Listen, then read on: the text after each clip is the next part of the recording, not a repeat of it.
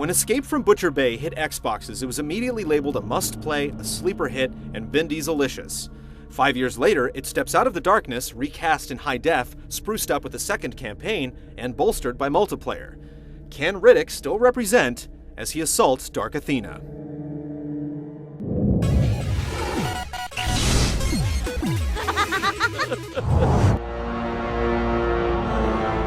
There are two distinct scenarios. The original Butcher Bay is Riddick's story of multiple escape attempts from one of the most notorious jail slams in the galaxy. As he works his way up to triple maximum security, he makes the acquaintance of guards and inmates with agendas of their own. It's time for you to earn me some money. With a large cast and great voice work, the prison environment really works, even if it's a far-out sci-fi one.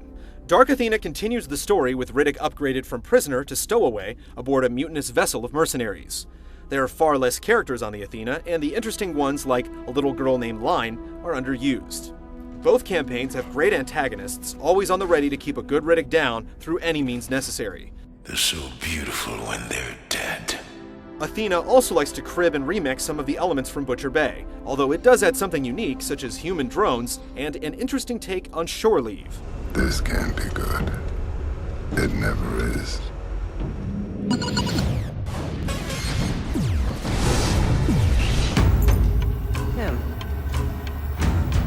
Story isn't the only place where Athena stands in the opaque shadow of Butcher Bay.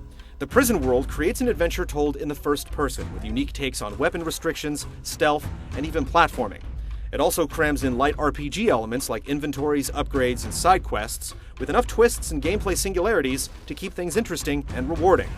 It's a secret sauce of genres, viewpoints, and violence, worthy of the kudos garnered. A half-decade later, and it still holds up. It may not be as miraculous or as good-looking, but it's still a solid effort.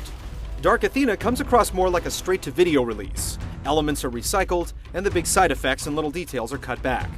There's no doubt that Athena is still a compelling 6-hour play, but the years have not brought many improvements with them. The narrative structure leads to more repeated areas, a more linear approach, and less side quests. The guns you couldn't pick up in Butcher Bay are now fused to the drones sent to destroy you, basically turning them into turrets to be used after being dispatched.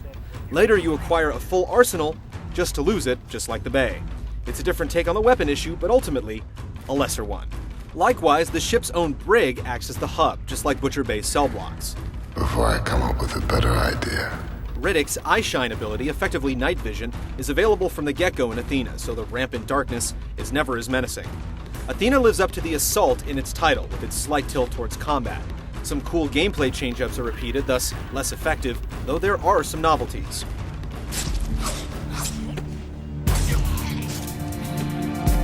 Multiplayer, absent from the original, allows you to access 15 maps, with more coming via DLC. There's nothing particularly wrong with it, but nothing engrossing either.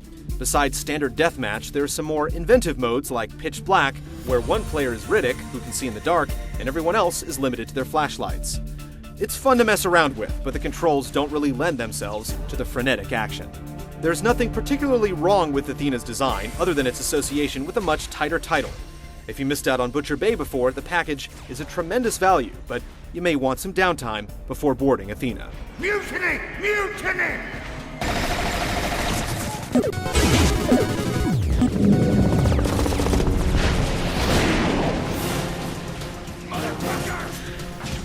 I guess you think you're just too good for me. Richard B. Riddick has an amalgam of moves. Scurrying in the shadows for a stealth neck snap, or peeking out from cover to land a headshot, he is a vessel of death. And the enemies are more than happy to oblige his bloodlust. The mutants and drones are mindless, and their supposedly more intelligent counterparts aren't much better. Enemies populate rooms as props, not as adversaries, with a few canned routines and pinpoint aim to enforce challenge. The melee thugs will just zero in on you, and while the up-close exchange of fists is exhilarating, the float-like-a-bee department desperately needs attention. Fortunately, even with AI oddities, escaping and assaulting is a lot of fun, with melee combat that encourages experimentation and patience, if just to see the grisly results. Likewise, stacked boxes and dark corners help make sure each area doesn't become a combat puzzle with a single sneak-through solution.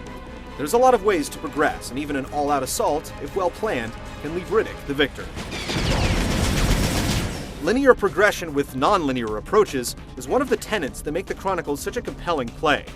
The variety of objectives is always being switched up, with light puzzles and exploration evening out the combat and climbing.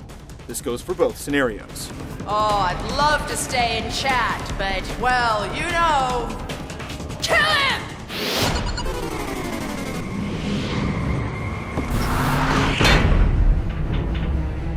So, the famous Mr. Riddick.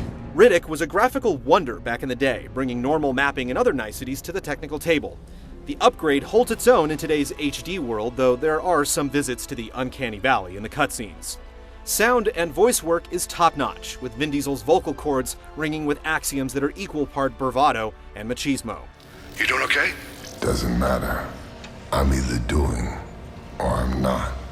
The game does get dark quite often, so a lot of textures are hidden, but from the pale blue hues when you're hiding to turning on Riddick's eyeshine and staring at blinding lights, there are bits of beauty strewn about the savagery.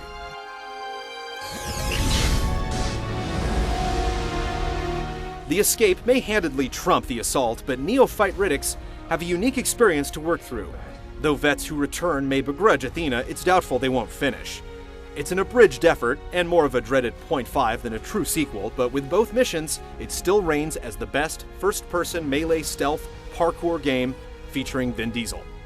Johns, better luck next time.